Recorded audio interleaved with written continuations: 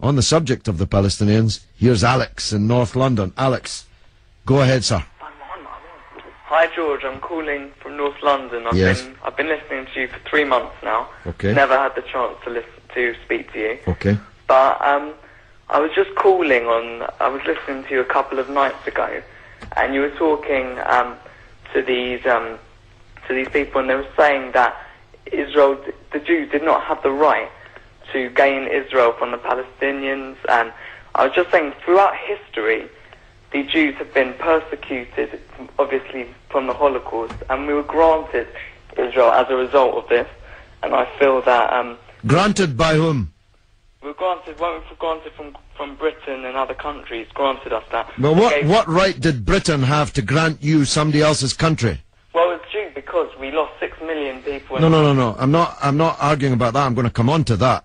But what right did Britain have to grant you somebody else's country? We had the right because we lost 6 million people and we did not have a home. Well, yeah, I'm going to ask you for a third time. What right did Britain have to grant you somebody else's country? Well, they didn't. Well, they were giving us the right because it was they were basically gave us because of the. But they gave you somebody else's country. That's the point I'm making, Alex. Can you deal with it? Yeah, but the Jews have also had to. They've dealt with this throughout history. Well, Alex, I don't know if you came on with a script and you can't deviate from it. Can you please answer that point? And we'll come to the Holocaust and who was responsible for it and who should have paid and what they should have paid for it. But given that you've said Britain granted you, and you're presumably saying you because you're Jewish, somebody else's country, I'm asking you, what right did Britain have to grant you somebody else's country? Britain, you could say they didn't have a right, but they came in and dealt with us and with the Jews having lost all these lives, and they basically granted us this land. Okay. Well, I see I'm getting nowhere on this, Alex, so let me deal with your overarching point. Maybe you're just not equipped to deal with the principal point that I have made. The Jews have suffered racist anti-Semitism down the ages in many, many European countries, including our own. They were subject to regular discrimination at best, and pogrom and murder at most. That's undoubtedly true. The one place in the entire world that Jews were neither discriminated against nor subject to pogrom was the Muslim world. In fact, so much was that the case that when Christianity came back to power in Spain, in Andalusia, in the western extent of the Islamic Empire, when the Muslims left, the Jews left with them because they feared the Christian anti-Semitism which would be unleashed in the wake of the departure of the Islamic civilization in the West. That's why so many Jews are to be found even today, and were to be found in profusion before the creation of the State of Israel, in countries like Morocco and along the North African coast, because under the protection of the Muslims, the Jews left Europe and went to live in North Africa.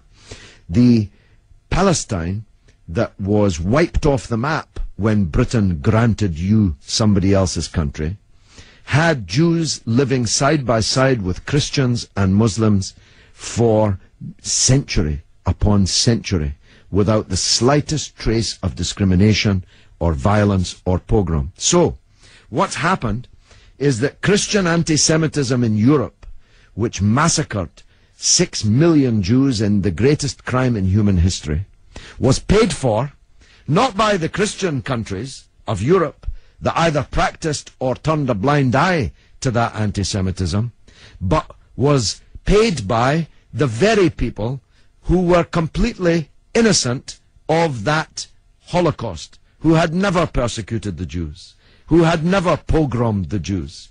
And that seems to me to add insult to the injury suffered by a people whose country was wiped off the map, who were dispersed into exile, to make way for a Zionist idea which was granted to European Jews, because these were the first settlers, granted to European Jews by Britain.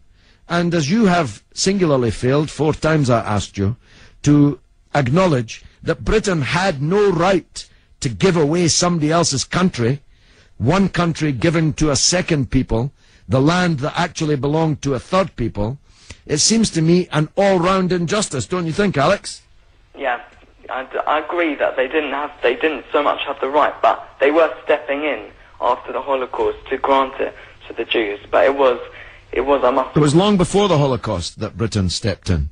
Britain stepped in 1917 with the Balfour Declaration made by the British Minister Balfour on our behalf to a group of atheistic Zionist Jews. I make the point about atheism because it's now claimed that this is some biblical land right, as if God was an estate agent.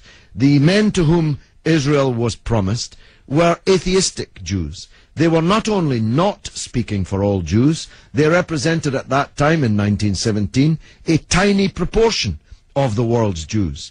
Most of the world's Jews supported communist or socialist parties and ideas at that time.